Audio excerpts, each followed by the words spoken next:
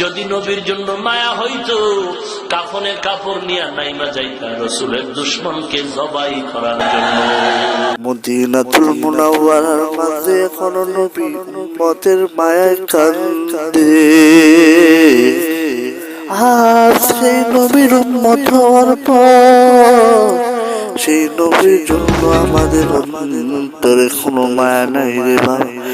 নবীর সুপারিশ বিলে কি উপায় হবে রে মুমিন?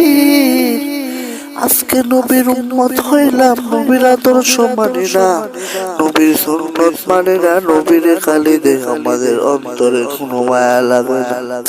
অথচ নবীর মায়া যদি তোমার অন্তরে থাকতো, নবীরে গালি দিয়া কোনো বেঈমান এই পৃথিবীর জমিনে দাঁড়ায় থাকতে পারতো না। हकीकत से दुनिया बेखबर है, दुनिया की नुमाइश पर नजर है।